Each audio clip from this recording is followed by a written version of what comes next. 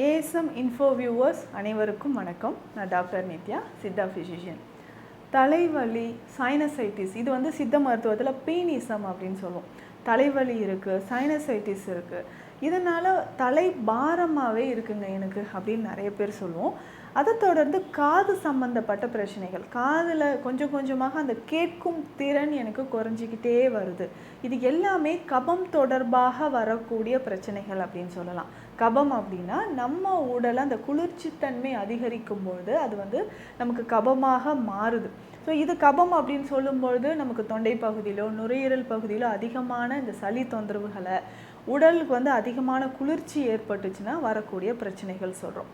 இந்த கபம் அப்படின்னு சொல்கிற இந்த விஷயம், இந்த சைனசைட்டிஸ் இருக்கிறவங்களுக்கு பார்த்தா நமக்கு நல்லாவே தெரியும். ஸோ முகத்தில், நெற்றி பகுதியில், இந்த கண்ண பகுதியிலலாம் பார்த்தோம்னா இந்த மேக்ஸிலரி சைனஸ் தான் ரொம்ப பெரும்பாலும் நமக்கு வந்து அதிகமான வலியை தரக்கூடியது.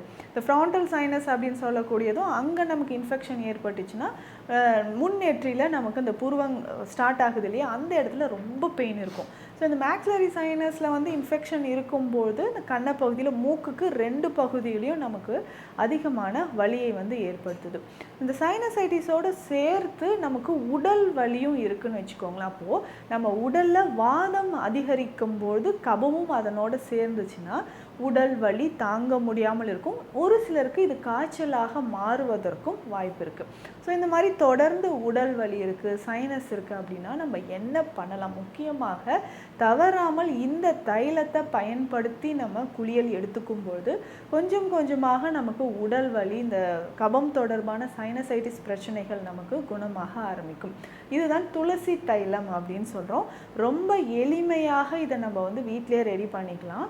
இந்த தைலம் நம்ம வந்து தலையில் நல்லா அப்ளை பண்ணிவிட்டு, லேசாக நம்ம வந்து ஹீட் பண்ணிவிட்டு, சூடு பண்ணிவிட்டு தலையில் அப்ளை பண்ண போகிறோம். தலையில் அப்ளை பண்ணிவிட்டு உடல் முழுவதும் நம்ம வந்து அப்ளை பண்ணிவிட்டு, உடல் முழுவதும் நல்லா ஜென்டலாக மசாஜ் பண்ணிவிட்டு வாரம் 2 முறை நம்ம குளியல் எடுத்துக்கும்போது கொஞ்சம் கொஞ்சமாக நம்ம உடலில் இருக்கக்கூடிய பல பிரச்சனைகள் நமக்கு குணமாக ஆரம்பிக்குது. இந்த துளசி தைலம் அப்படின்னு சொல்கிற இந்த விஷயம், துளசி சாரோட திருநீற்று பச்சிலை சாறு, இது ரெண்டுமே நமக்கு தெரியும். கபம் தொடர்பான பிரச்சனைகள் இருந்தால் அதை சரி செய்கிறதுக்கு துளசியும் திருநீற்று பச்சிலையும் ரொம்ப முக்கியம்ன்றது நமக்கு தெரியும்.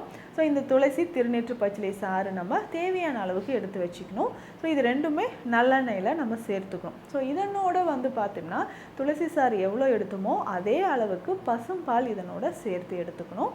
இதனோட கொஞ்சமாக நம்ம வந்து சிட்ராமனுக்கு எண்ணெய், ஒரு 50 ml அளவுக்கு விளக்கெண்ணெய் அப்படின்னு சொல்கிறோம் இல்லைங்களா, அதுதான். ஸோ அது வந்து இதனோட சேர்த்துக்கணும். இதனோட இன்னும் சில மூலிகைகள் நமக்கு தேவைப்படுது. என்னென்ன மூலிகைகள்னு சொல்கிறேன். இதில் வந்து மிளகு தேவைப்படும், அதுக்கப்புறம் சீரகம் நமக்கு தேவைப்படுது, வெட்டிவேர், அக்ரஹாரம், அதிமதுரம் தேவை, தக்கோலம் சொல்கிறது நம்ம வீட்டில் சமையலுக்கு பயன்படுத்தக்கூடிய இந்த நட்சத்திர வடிவில் இருக்கக்கூடிய ஒரு ஸ்பைஸ் அப்படின்னு சொல்கிறோம். ஸ்பைசஸில் அதுவும் இருக்கும். தக்கோலம் நமக்கு தேவைப்படுது. ஸோ இந்த மூலிகைகள் எல்லாமே ஒன்று சேர்த்து பவுடர் பண்ணி இந்த தைலத்தோடு நம்ம சேர்த்தணும். இந்த எண்ணெயோடு சேர்த்து நம்ம காய்ச்சணும். ஸோ அது நல்லா காய்ச்சி நமக்கு வந்து தைலமாக கிடைக்கும்போது, ஸோ அந்த துளசி, திருநீற்று பச்சிலை, இந்த மூலிகைகள் எல்லாமே சேர்த்து நல்ல ஒரு நறுமணம் இருக்கிற மாதிரி ஒரு தைலமாக நமக்கு கிடைக்குது. இதை நல்லா ஃபில்டர் பண்ணிவிட்டு நம்ம எடுத்து வச்சுக்கலாம். ஸோ கிட்டத்தட்ட 1 வருடம் வரைக்குமே இந்த தைலத்தை நம்ம பயன்படுத்தலாம். வீட்டில் குழந்தைகள் இருக்காங்க, ரொம்ப கோல்டு இருக்குது, காஃப் இருக்குது, அதை சரி செய்கிறதுக்கு நம்ம வந்து இந்த தைலத்தை பயன்படுத்தலாம்.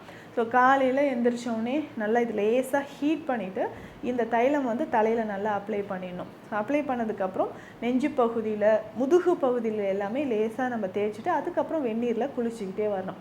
இந்த மாதிரி வாரம் 2 முறை இந்த துளசி தைலம் பயன்படுத்தி குளியல் எடுத்துக்கும்பொழுது கொஞ்சம் கொஞ்சமாக நம்ம உடலில் இருக்கக்கூடிய கபம், உடல் வலி இது வந்து நமக்கு குறைய ஆரம்பிக்குது.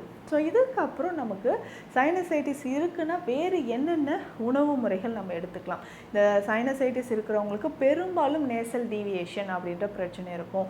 மூக்கில் வந்து பார்த்தோம்னா நேசல் பாலிப், அதாவது சத வளர்ச்சி இருக்குங்க. இதனால் மூக்கு வந்து ரொம்ப அடைப்பட்டு இருக்குது, சுவாசமே என்னால் பண்ண முடியல அப்படின்னு சொன்னீங்கன்னா இதற்கான மருந்துகளும் சித்த மருத்துவத்தில் இருக்குது. நசிய முறைகள், நசிய முறை அப்படின்னு சொல்கிறது மூக்கில் வந்து நம்ம கொஞ்சம் கொஞ்சமாக தைலத்தை வந்து விடக்கூடிய முறை தான் நசிய முறை அப்படின்னு சொல்கிறோம். ஸோ இந்த நசிய முறைகளை நம்ம பயன்படுத்தும் பொழுது சுக்கு தைலம், நொச்சி தைலம், அணு தைலம், இந்த மாதிரி தைல வகைகளை நசியமாக நம்ம பயன்படுத்தும் போது மூக்கு பகுதியில் இருக்கக்கூடிய பிரச்சனைகள் நமக்கு குறையும். அதே மாதிரி தலை பாரம், காது மந்தம் இருக்குன்னா இந்த நசிய முறைகளை பயன்படுத்தலாம். அதே மாதிரி தான் புகை மருத்துவம் அப்படின்னு சித்த மருத்துவத்தில் இருக்குது. சில மூலிகையை வந்து நம்ம புகை உண்டாக்கி அந்த புகையை வந்து நம்ம சுவாசிக்கிறது, இன்ஹேல் பண்ணுறது.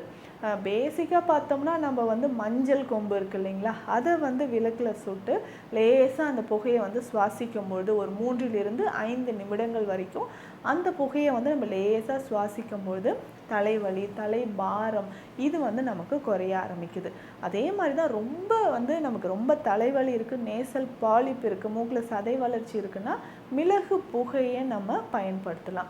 ஸோ இதே மாதிரி தான் வேப்ப இலைகளோ வேப்ப பூவோ நம்ம வந்து புகையாக சுவாசிக்கும் பொழுதும் நமக்கு அதிகமான தலைவலி, காது சம்மந்தப்பட்ட பிரச்சனைகள், கபம் அதிகமான இருந்தோ இல்லை உடல் வலி இருக்குனாலும் இந்த மாதிரி புகையை வந்து நம்ம பயன்படுத்தலாம்.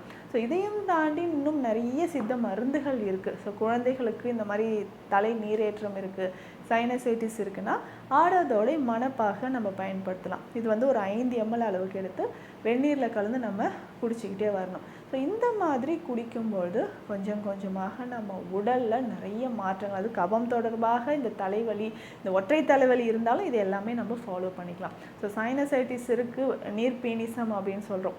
ஸோ இந்த மாதிரி பிரச்சனைகள் இருந்தால் இந்த மருத்துவ குறிப்புகளை ஃபாலோ பண்ணுங்கள், நல்ல பலன் கிடைக்கும். மீண்டும் அடுத்த பதிவில் சந்திக்கலாம். நன்றி.